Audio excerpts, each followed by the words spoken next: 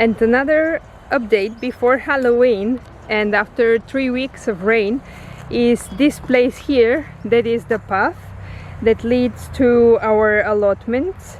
It was presented in a video that we had some time ago, 2 months actually, because they cut the all this area after one of our videos when I was telling you about this place here. So on the following day after filming the video, they cut everything to the ground. It was completely bare, and after 2 months and 3 weeks of rain, you can see how lush and nice these plants are. We wish we could have this growth or this rapid growth in any other space in the allotment. Of course, most of these are wild plants like yellow dog, narrow leaf plantain, some native grasses, wild mint, but all this place is totally, you can see the plants are so lush and green. It is fantastic. And I wanted to give you an update what nature can do. Look at this plantain. This was completely cut to the ground 2 months ago. Now the rain has helped to all this wonderful nature recover, and yeah, it didn't need anything. It was just the rain and no human intervention, of course.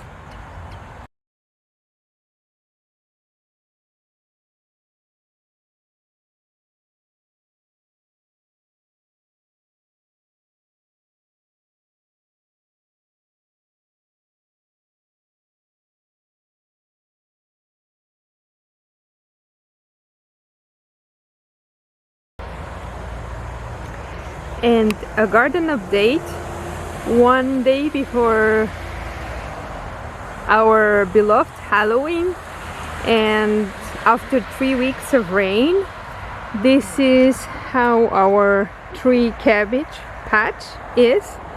They're taller than I am. Like, this is my hand, and they're kind of like taller than I am. Some of their leaves, they're enormous, and they are some of the plants that seem to be very happy.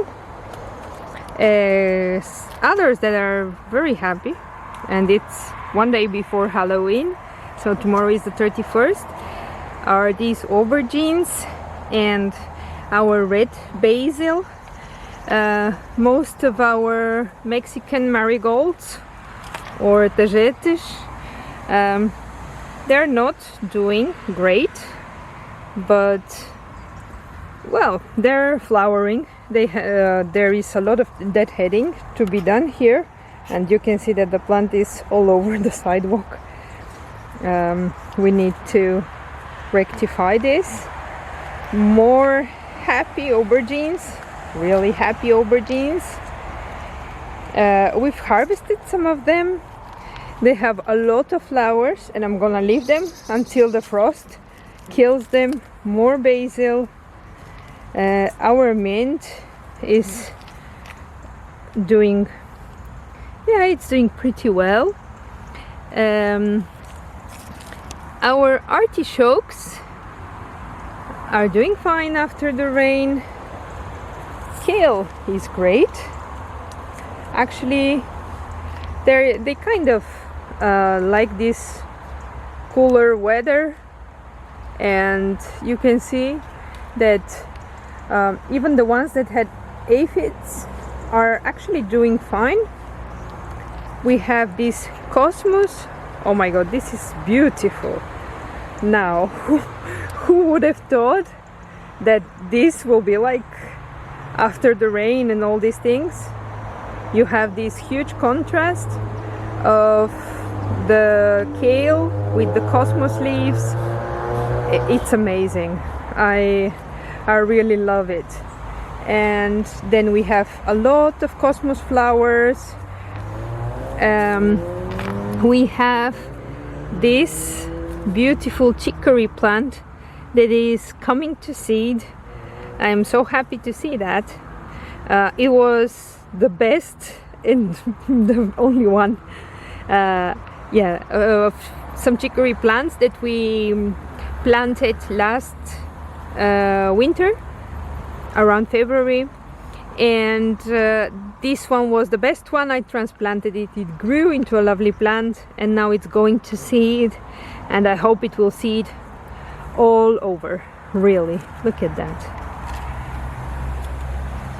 Oh my god, that's amazing. And then we've got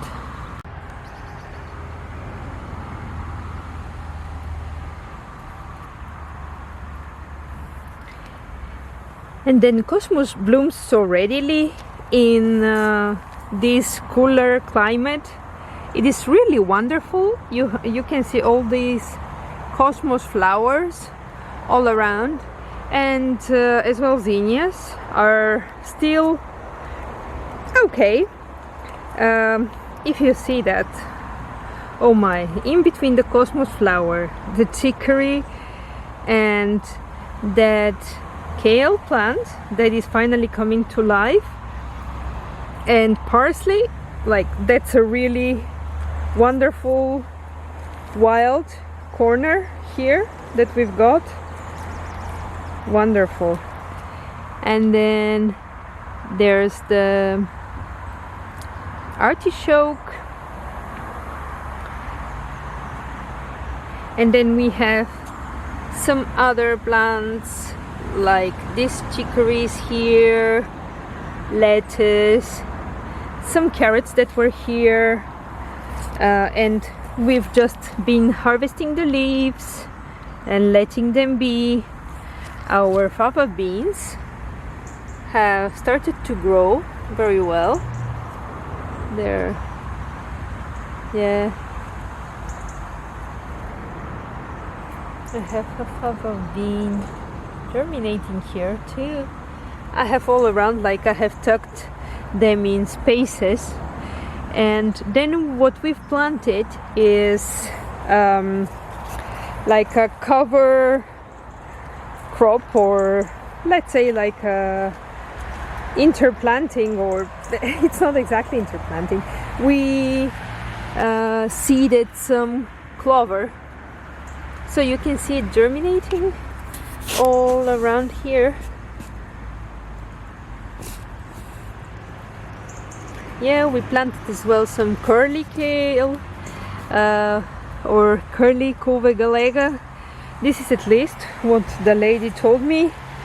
And then our peas are doing great with some clover planted at the bottom.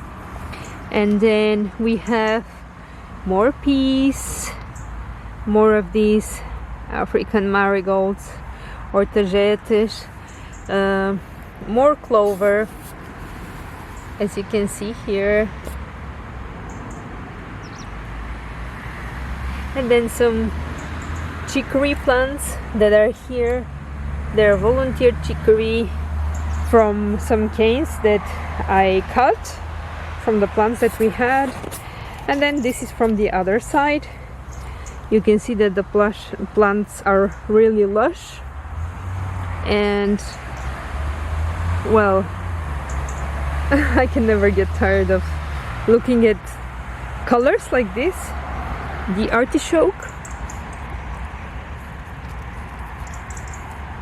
I think it has transplanted well. I really have no experience with plants like this, but we will see.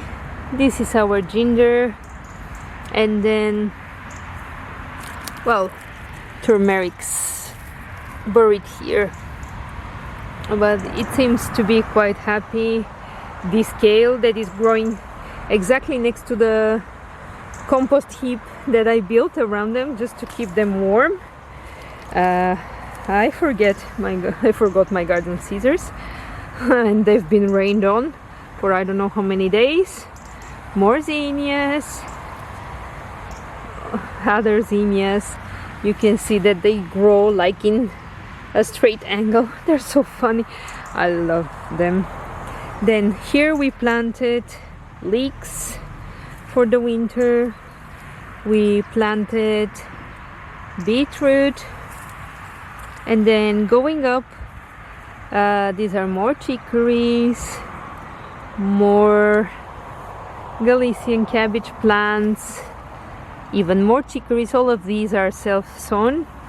And then I have some daikon radish here that is finally doing something.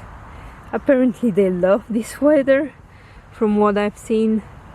Our peppers and basil, red basil, they're not doing much, but they haven't suffered too much. So yeah, we can still get peppers. There are a lot of flowers. I hope it will be okay.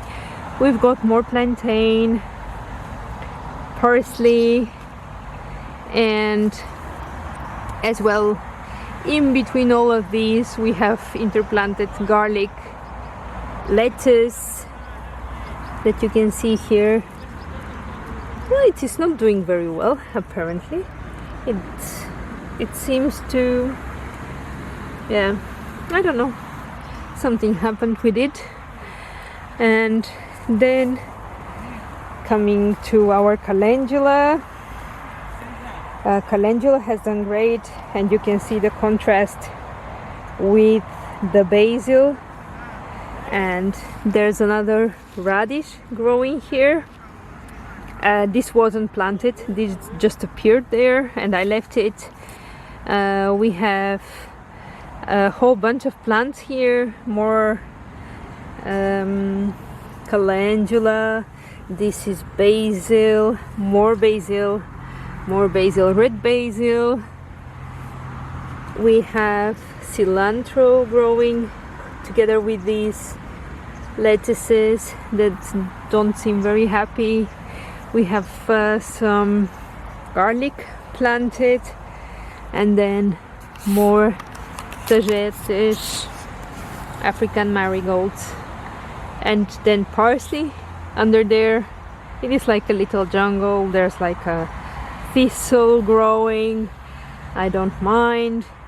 and then we've got the plantain wood that we normally pick, and our tomatoes that have to be, well, they have to be cut, and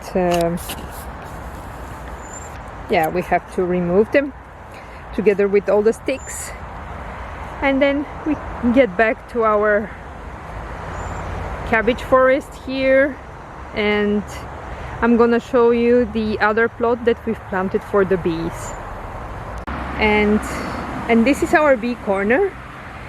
We have these trunks that are to create habitat, and we have like a plate of water that, well, it's a little bit contaminated because of all the rain. The next week it will be raining heavily all the week as well, so we will leave it like that. But you can see that the zinnias are still flowering, and yeah, they look so nice, and I really feel like, oh my god, I don't want to tear them down. They can still have a chance. And then under, we've interplanted with a lot of other things. We have borage, we have alyssum that I haven't seen growing, but well, let's see. And then we have white clover. So all the understory of these plants here will be probably alyssum, borage, calendula, and white clover. White clover is one of the plants that they say that bees feed on in winter. So we hope to be able to create this habitat. And yeah, that is all I can show you today, one day before Halloween. And I can say bye-bye with, well, wish you all a happy Halloween, and let there be flowers.